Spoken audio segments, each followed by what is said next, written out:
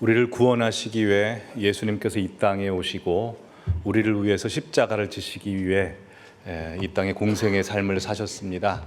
그 주님의 사랑과 은혜가 온전히 느껴지는 이 사순절 기간이 되기를 간절히 기원합니다.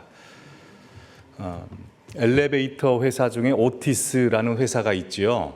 이 오티스라는 회사는 1853년에 설립되어서 세계 최초로 엘리베이터를 개발하여 많은 매출과 큰 성공을 이룬 회사입니다.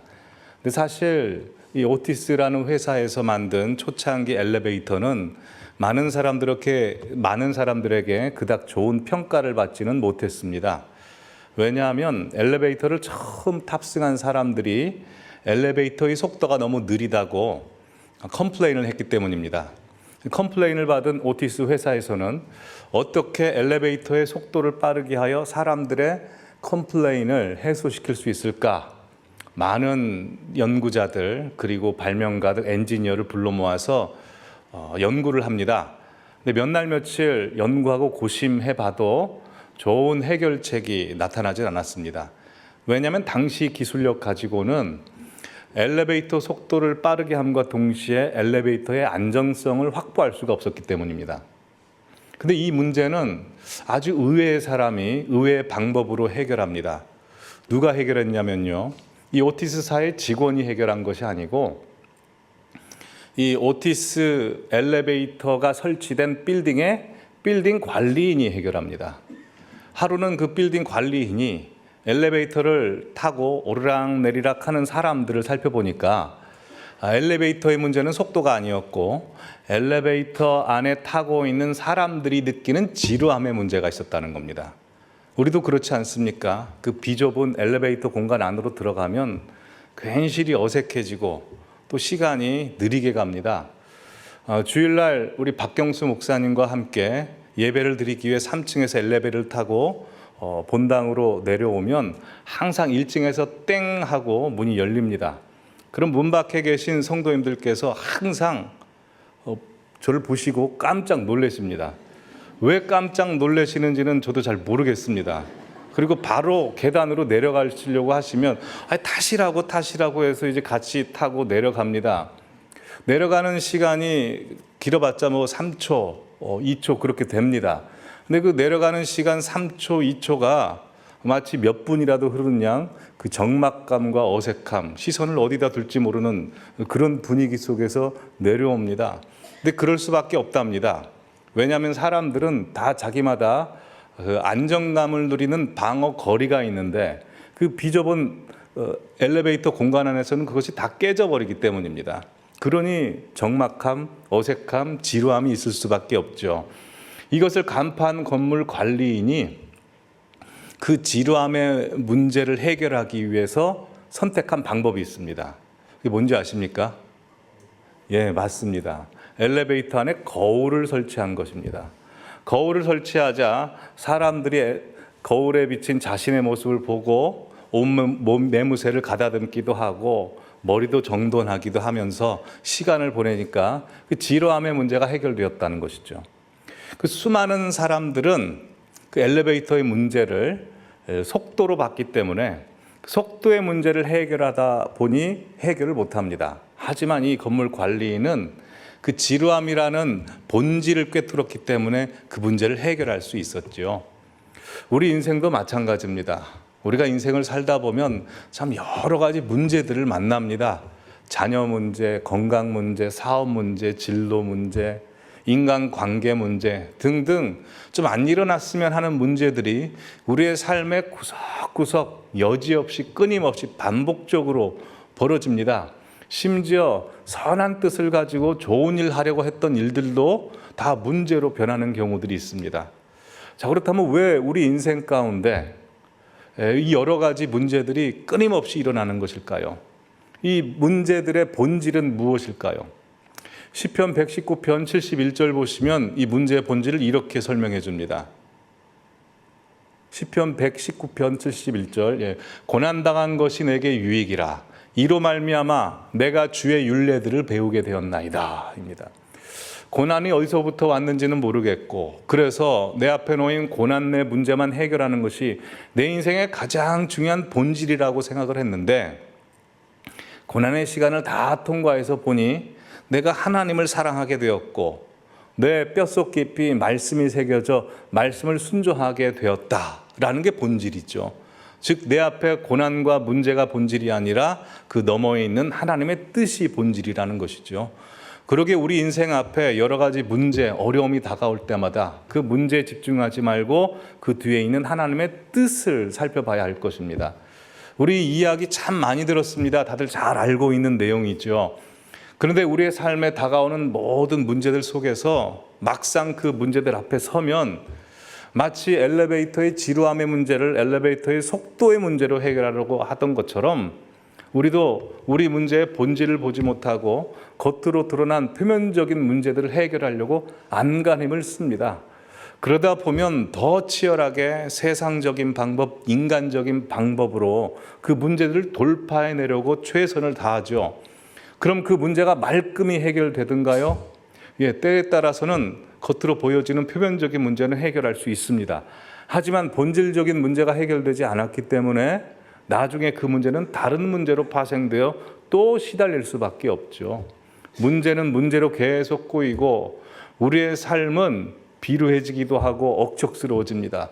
또 마음은 사나워졌다가 무정해졌다가 황폐화됩니다. 또 비판과 불평과 원망 속에 비관적인 삶을 살 수도 있습니다. 그러기에 우리는 우리 앞에 놓인 문제와 고난의 문제에 그 뒤편에 있는 하나님께로 가는 본질적인 길을 찾아야 합니다. 여러분, 왜 하나님께서는 우리 인생 가운데 끊임없이 이런 문제들을 허용하실까요? 다들 아시다시피 우리는 본성상 잘 나가면, 괜찮으면, 평안하면 하나님을 찾지 않습니다.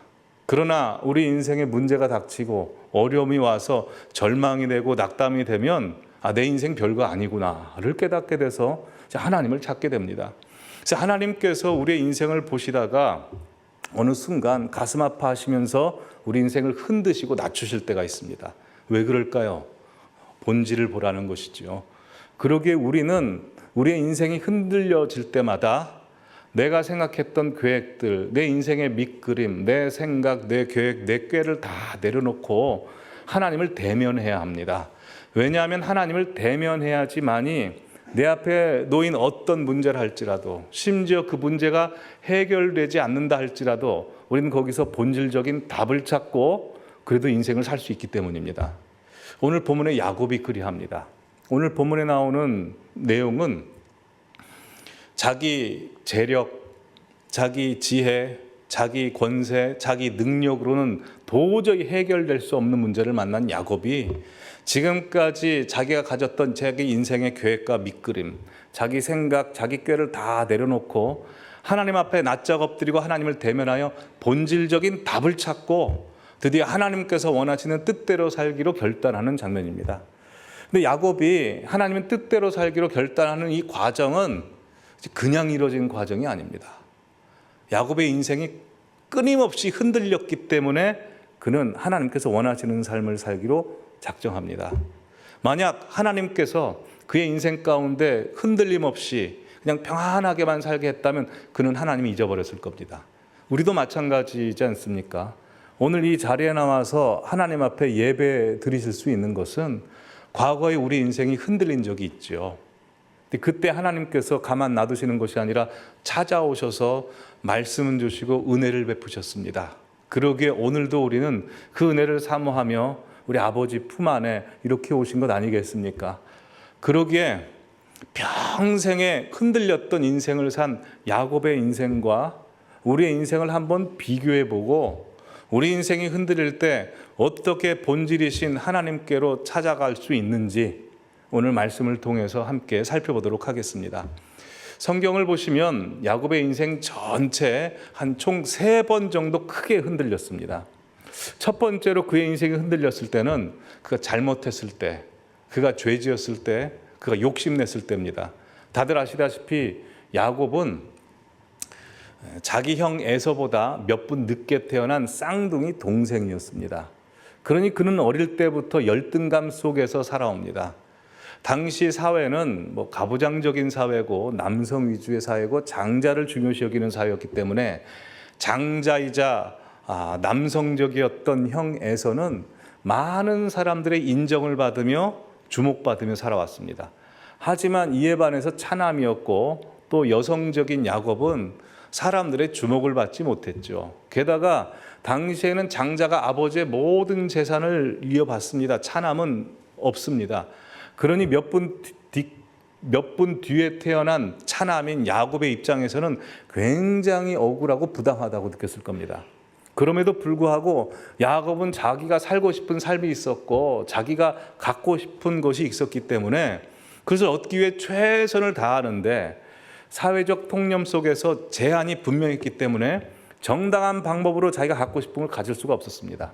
그래서 야곱은 꾀를 내어 형을 속이고 아버지를 속여서 형의 축복권을 가로챕니다. 그가 형의 축복권을 가로챌 때만 해도 그 문제 때문에 그가 형을 피해서 저 하란 땅 외삼촌 라반이 사는 곳까지 도망가야 된다는 사실은 몰랐습니다. 왜냐하면 과거에 그가 팥죽 사건으로 형에게 사기친 적이 있거든요. 근데 그때는 그냥 넘어갔습니다. 그래서 이번에도 넘어갈 거라고 생각했는데 이번에는 형이 봐주지 않습니다. 동생을 죽이겠다고 나선 겁니다. 그때 엄마 리브가의 조언을 받아서 잠깐 저 외삼촌이 사는 하란 땅에 머물다가 다시 돌아오려고 했습니다. 도망을 가는데 그는 잠깐 있다 돌아오는 것이 아니라 21년간 돌아오지 못합니다. 그가 욕심을 가졌고 그가 살고 싶은 삶을 살기 위해서 열심히 노력하다가 안 돼서 그는 잘못된 선택을 했고 욕심을 냈습니다. 그러자 그의 인생이 한번 크게 흔들린 겁니다. 두 번째 야곱의 인생이 흔들렸을 때는 사업 문제 때문에 자기가 잘못하지 않았지만 인간관계 문제 때문에 그의 인생이 크게 흔들립니다. 저 하란 땅 외삼촌 라반과 함께 21년 동안 살면서 하나님께서 야곱에게 큰 복을 주십니다. 사업이 번창합니다. 거부가 되고 가정을 이룹니다. 그럼 옆에서 그 모습을 보고 누가 가장 좋아해 줘야 될까요? 외삼촌 라반과 자기 외사촌들이 좋아해 줘야 되는데 가장 시기하고 질투합니다. 한 번은 그 사촌들이 야곱이 거부가 된 것은 자기 아버지 라반의 재산을 가로챈 것이다 라고 거짓 소문을 퍼뜨리는 걸 듣습니다. 그 소문을 듣자 지금까지 낌새가 이상했던 야곱은 이대로 가다가는 무슨 사단이 나겠다. 비극적인 일이 벌어지겠다. 두려움이 엄습해 와서 여기를 떠나자라고 그 땅을 떠나기로 결정합니다. 근데 가족들을 이끌고 재산을 이끌고 다 내려오는데 가나안 땅엔 누가 있습니까? 21년 동안 야곱을 죽이려고 하는 형 에서가 버티고 있는 건 아니겠습니까? 그의 인생이 사업 문제 때문에 인간관계 문제 때문에 크게 흔들립니다. 여러분 여기까지 야곱의 인생을 들어보면 마치 우리 인생과 비슷하지 않습니까? 우리도 인생 살면서 완벽하게 살지 못합니다. 열등감도 있고 결핍도 있고 문제도 있습니다. 그래서 때로는 우리 실수합니다. 죄도 짓기도 하고 욕심을 부리기도 합니다. 잘못된 선택 때문에 인생이 크게 한번 흔들리기도 하죠. 뿐만 아닙니다. 내가 잘못하지 않았음에도 불구하고 사업 문제, 경제 문제, 인간관계 문제로 우리 인생이 흔들립니다. 야곱의 인생이 그렇게 흔들렸습니다. 여기까지 흔들렸으면 이제 그만 흔들리면 좋을 텐데 세 번째, 야곱의 말년에 이르렀을 때 그의 인생이 크게 휘청거립니다. 오늘 본문입니다. 무엇 때문에 흔들렸을까요? 자식 문제 때문에 흔들립니다. 야곱이 가나안 땅으로 돌아옵니다. 세겜이라는 곳을 보니 가축을 기르기에 너무나 좋은 땅이라서 그곳에서 이제 오래 머무릅니다. 한 10년에서 15년 동안 머물렀던 것으로 보여집니다. 근데 하루는 야곱 그 눈에 넣어도 아프지 않을 아주 소중하고 애지중지하고 귀여운 딸 디나가 있었는데 그 딸 디나가 그 세겜 지역의 가장 유력한 집안의 아들인 세겜에 의해서 겁탈을 당한 겁니다. 그러니 그 아버지의 마음이 어떻겠습니까? 가장 소중하고 귀여운 딸이 남들의 폭력에 의해서 그렇게 당해버렸으니 마음이 찢어지죠. 당시에 이런 일을 당하면 두 가지로 할 수 있습니다. 첫 번째 보복하든가, 두 번째로 가해자로 하여금 피해자를 책임지게 하여 결혼시키는 겁니다. 야곱은 복수하고 싶었을 겁니다.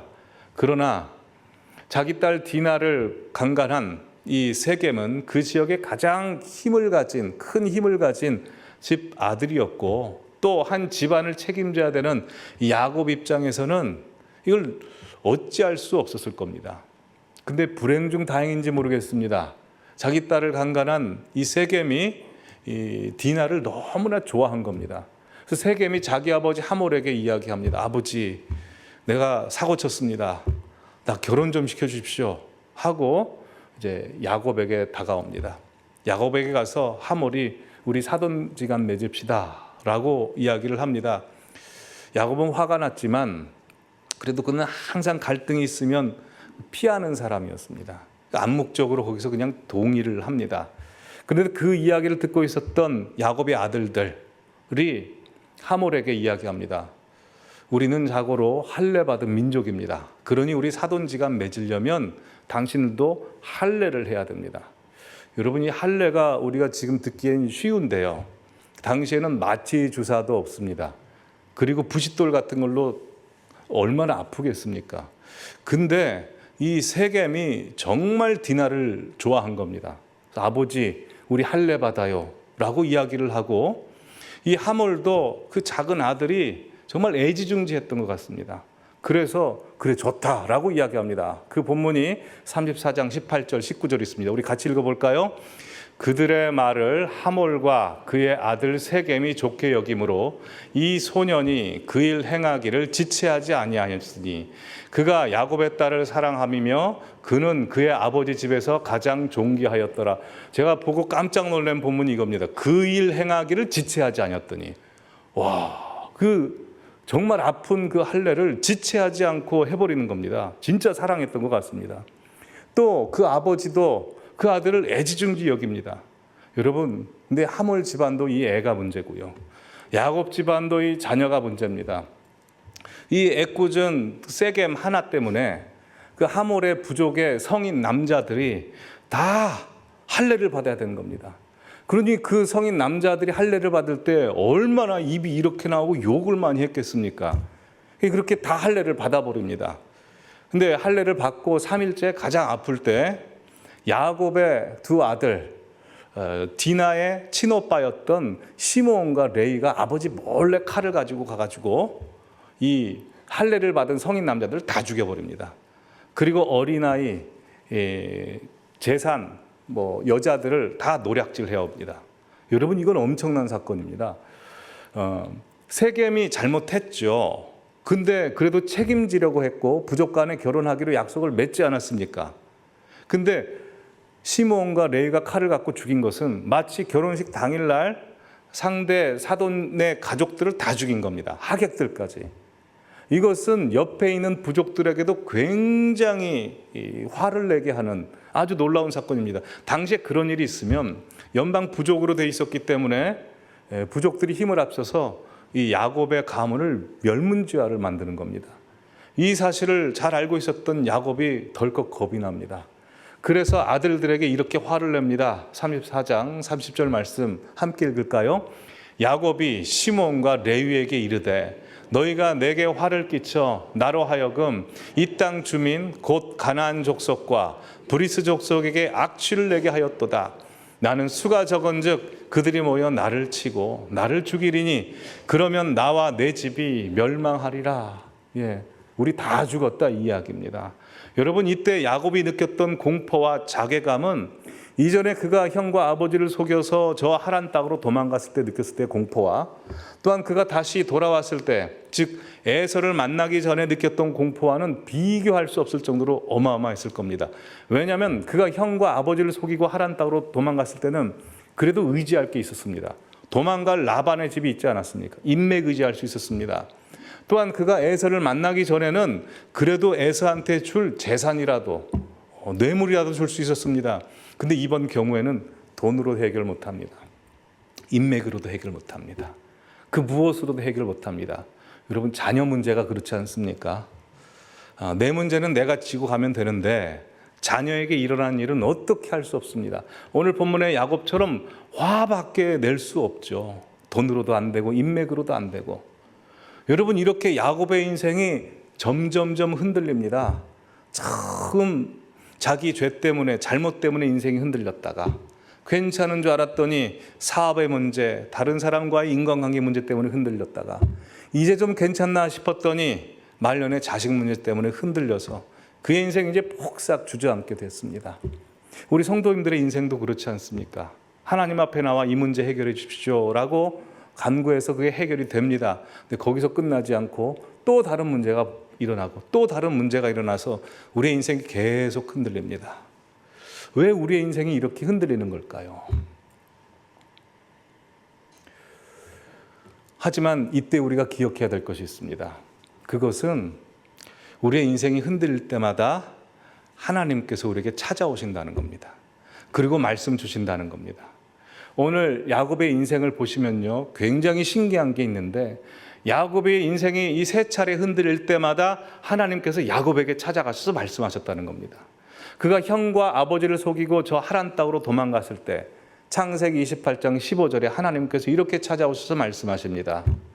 내가 너와 함께 있어 네가 어디로 가든지 너를 지키며 너를 이끌어 이 땅으로 돌아오게 할지라. 내가 내게 허락한 것을 다 이루기까지 내가 너를 떠나지 아니하리라 라고 합니다. 잘못한 야곱에게 너 무엇 잘못했어? 라고 이야기하지 않고 다짜고짜 내가 너와 함께 할 거야 라고 말합니다. 왜요? 그에게 죄를 지적해봤자 그를 살릴 수 없습니다. 일단 아들을 살려놓고 봐야 되니 내가 함께 하고 있어. 그러니 너 살아야 돼 라고 말씀하시는 겁니다. 이 말씀에 은혜 받은 야곱이 28장에 이렇게 고백하죠. 만약 하나님의 말씀이 내게 이루어진다면 하나님은 진짜 내 하나님이 될 것입니다.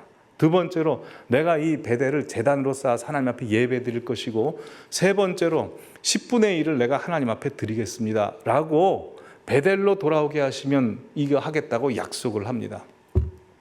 그리고 두 번째, 야곱의 인생이 인간관계 문제, 사업의 문제로 휘청거렸을 때 야복 나루토에서 하나님께서 그에게 찾아오십니다. 창세기 32장 보시면 이렇게 말씀하십니다.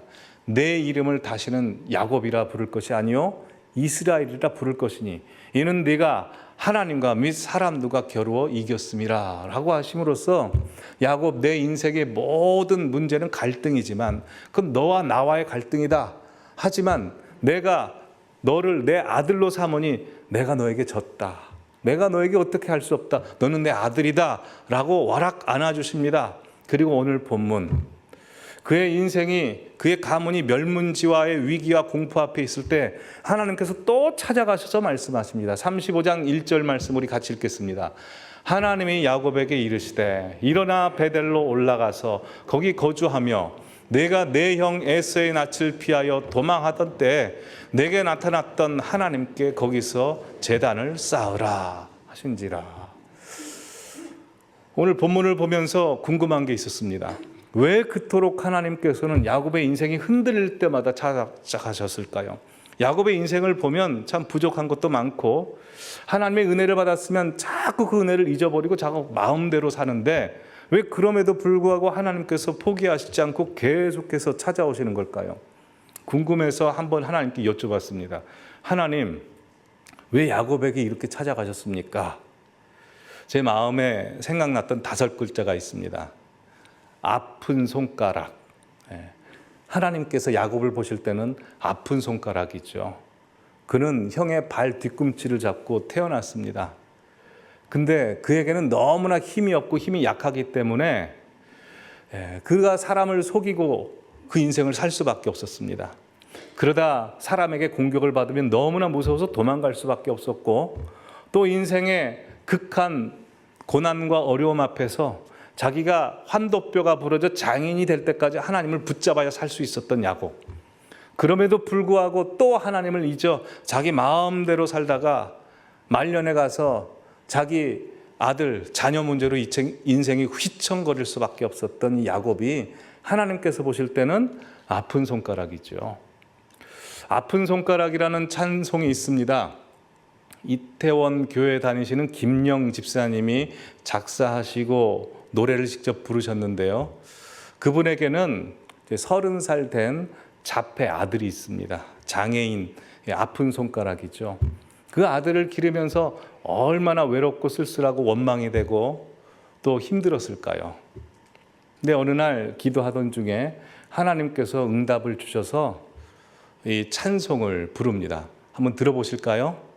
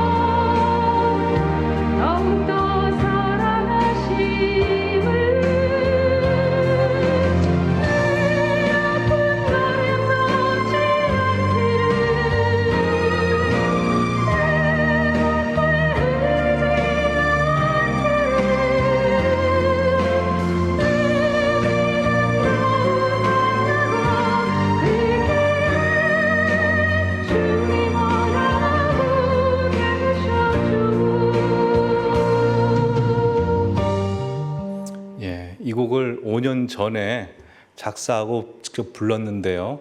이 찬양에 보면 이런 간주 중에 이런 고백을 합니다. 보여주시면 25년의 세월이 흘렀으나 아직 말 못하는 2살짜리 어린아기 같은 내 아들은 나의 아픈 손가락이다.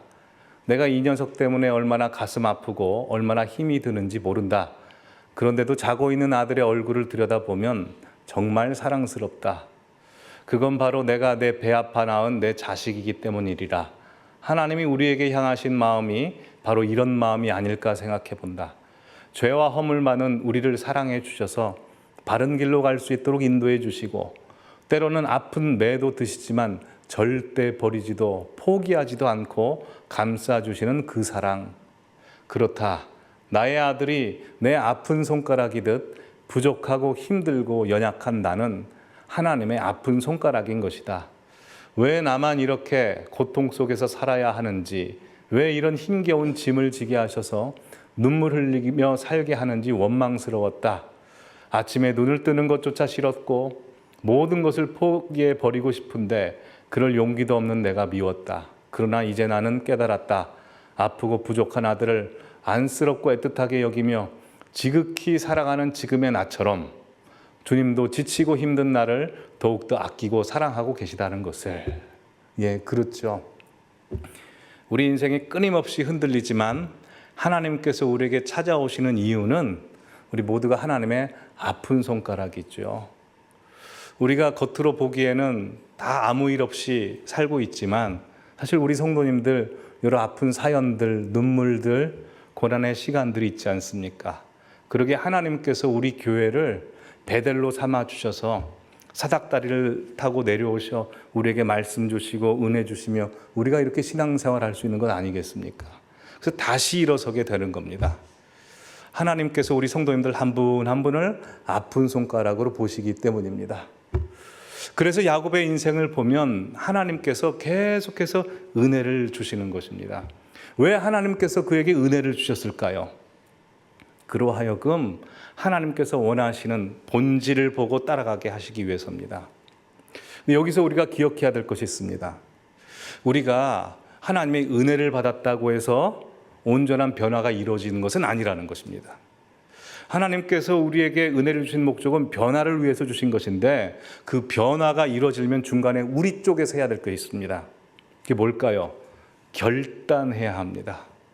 그래서 오늘 본문의 야곱은 하나님의 은혜를 받고 결단합니다. 창세기 35장 2절 말씀 함께 보시겠습니다. 야곱이 이에 자기 집안 사람과 자기와 함께한 모든 자에게 이르되 너희 중에 있는 이방 신상들을 버리고 자신을 정결케 하고 너희들의 의복을 바꾸어 입으라 라고 말씀하십니다. 우리의 인생이 흔들릴 때 우리가 해결해야 되는 것은 그 겉의 표면상 문제들을 해결하는 것이 아니라 이 세 가지를 해야 됩니다. 첫 번째로 내 안에 우상이 있는지를 보고 우상을 버려야 합니다. 우상이라는 게 뭡니까? 다들 아시다시피 하나님보다 사랑하는 것입니다. 혹시 내가 내 자녀를 하나님보다 더 사랑한다면 그것도 우상입니다. 혹시 이거는 하나님이 이해해 주시지 않을까? 여러분 그렇지 않습니다. 창세기 31장 34절 말씀 보시면 야곱이 하란 땅에서 가나안 땅으로 돌아올 때 야곱의 아내 라헬이 드라빔 하나 가지고 옵니다. 근데 오늘 하나님을 뵙고 그가 우상을 버리기로 결단하여 집안 사람들에게 우상 갖고 오라고 하니 35장 4절에 보시면 모든 이방 신상들을 가지고 있었다는 겁니다. 우상 하나 들어오면요 또 다른 우상들이 다 들어와 버립니다. 그러기에 하나님보다 더 사랑하는 것이 없길 바랍니다. 그리고 우리가 하나님을 가장 사랑하면 우리가 부수적으로 사랑하는 모든 것들을 하나님께서 책임지시고 보호하시고 인도해 주십니다. 두 번째로 우리가 결단해야 될 것은 나를 정결케 해야 합니다. 거룩하신 하나님 앞에 나아갈 때 우리도 거룩해야 됩니다. 시편 66편 18절 보시면 내가 나의 마음에 죄악을 품었더라면 주께서 듣지 아니하시리라 라고 했습니다. 하나님께서 우리의 소원을 들어주시려고 해도 들어줄 수 없는 것은 하나님과 우리 사이에 죄악이 있으면 그렇습니다. 매일마다 정결케 하십시오. 우리가 매일 샤워하는 이유가 무엇입니까? 몸을 놔두면 계속 더러워지기 때문입니다. 정결해야 합니다. 세 번째로 우리가 결단해야 되는 것이 있습니다. 우리의 의복을 바꾸시기 바랍니다. 의복이라고 하는 것은 우리의 정체성, 신분입니다. 군인은 군복을 입고 의사분들은 의사의 가운을 입듯이 우리 그리스도인들은 예수 그리스도로 옷을 입어야 합니다. 예수 그리스도의 옷이 무엇입니까? 로마서 13장에 보시면 빛의 갑옷이라고 했습니다. 바로 빛의 갑옷은 착함과 의로움과 진실함, 예수 그리스도의 성품으로 살아가시는 것입니다. 이 세 가지를 항상 기억하시기 바랍니다. 하나님께서 우리에게 은혜를 주신 목적은 본질이신 하나님께 나아가기 위한 것인데 우리가 하나님과 대면하려면 우상을 제하여 버리고 나를 정결케 하고 또 예수 그리스도의 옷을 입고 사시는 것입니다. 그때 하나님께서 아픈 손가락인 우리를 하나님의 마음을 속 시원하게 하는 냉수와 같은 하나님의 자녀로 만들어 주실 것입니다. 우리 인생이 흔들릴 때마다 하나님께서 찾아오십니다. 이제 우리가 해야 될 것은 그 은혜를 받고 결단하며 사시는 것입니다. 그럴 때 하나님께서 우리 인생 가운데 역사하십니다. 창세기 35장 5절 말씀 같이 읽겠습니다. 그들이 떠났으나 하나님이 그 사면 고울들로 크게 두려워하게 하셨으므로 야곱의 아들들을 추격하는 자가 없었더라. 우리 인생이 흔들릴 때 그 흔들린 인생을 우리가 붙잡는 것이 아니고 우리는 하나님을 붙잡으면 하나님이 우리 인생의 흔들림을 붙잡아 주실 줄 믿습니다. 그 은혜가 우리 모든 성도님들에게 있을 것입니다.